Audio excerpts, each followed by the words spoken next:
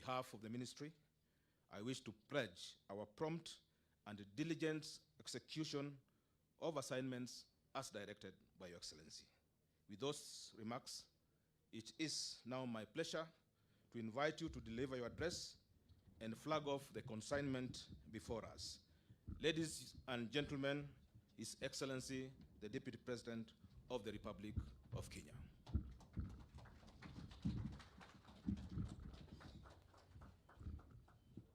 Kindly, let's manage our phones. Kindly, let's manage our phones. We put them on a silent mode. Thank you.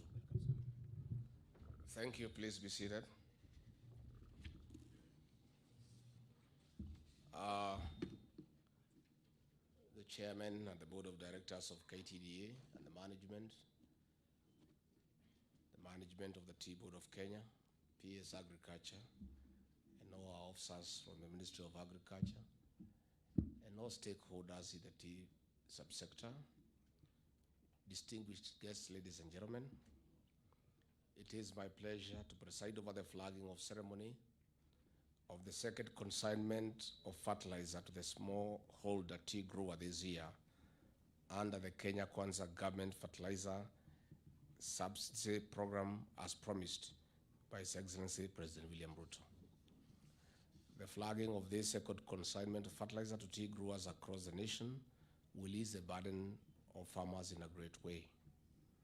The 3.7 billion Kenya shillings subsidy for the fertilizer announced by President Ruto saw the cost of 50 kg bag drop from 6,500 to 3,500 for our farmers.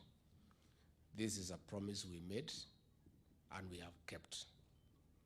As the Kenya Kwanza government, we remain committed to the agricultural reforms for increased productivity of all the sectors. The role played by the tea subsector in Kenya cannot be gainsaid. It is one of the key drivers of Kenya's socio-economic development and a pillar of economic growth. It provides a source of livelihood directly to over 750,000 farmers, 90% of whom are smallholder tea growers. It also supports 7 million Kenyans indirectly, representing about 13% of the country's population. It contributes about 2% of the GDP and 4% of the agricultural GDP. It earns the country about Kenya shillings 120 billion in exports, which translates to approximately 26% of foreign exchange earnings.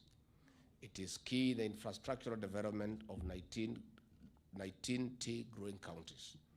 Globally, Kenya is the third leading producer of tea and the biggest exporter, accounting for 28% of the world tea exports. In the year 2021, the tea sector earned the country 136 billion Kenya shillings in foreign exchange. This year, we project the export earnings from the sector to start at 150 billion Kenya shillings. Despite its performance, the government is well aware that the tea industry has been experiencing various challenges which threaten its stability and sustainability. I challenge the leadership of the tea sector to come up with innovative and practical ways to solve these challenges to ensure the small farmer benefits out of their hard work. I'm aware of the smallholder tea factories made a decision to fix a minimum reserve price to cushion farmers against the fluctuation of tea prices from an all-time low of $1.89 per kg to date. This decision has resulted in improved prices to an average of $2.64 per kg in October 2022.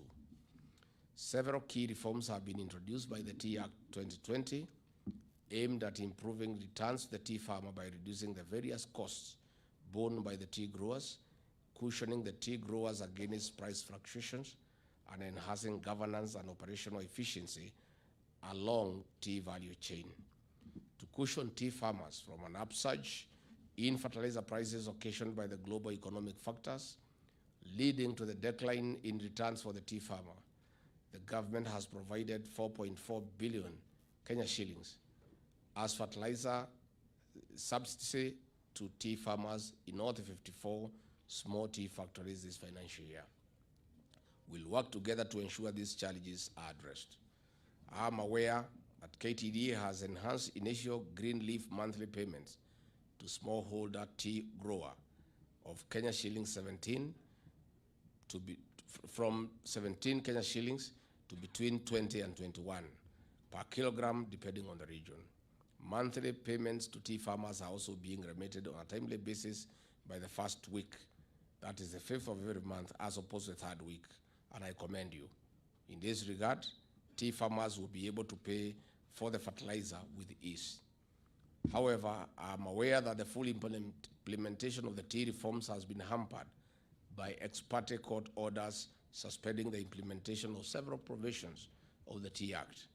I'm also aware that though tea growers from 54 tea factories have elected new directors through the democratic system on one grower, one vote, using their respective factory company memorandum and articles of association, this has also been contested by the previous office bearers. Finally, in order to sustain improved returns to the tea farmers, it is important for us to sustain the momentum in implementing the tea reform agenda. Thank you so much, and God bless you. Our stakeholders, PS, I want to confirm. In 40 days, you have seen nothing yet. This is our sector. Please sit down. President William Ruto and I and our team believe the only way to sort out the economy of this country and turn it around is through increased productivity in agriculture. And the only way to improve the quality of lives for the people of Kenya is to make sure that our farmers get value for money. And the farmers who toil every day get adequately compensated for their sweat.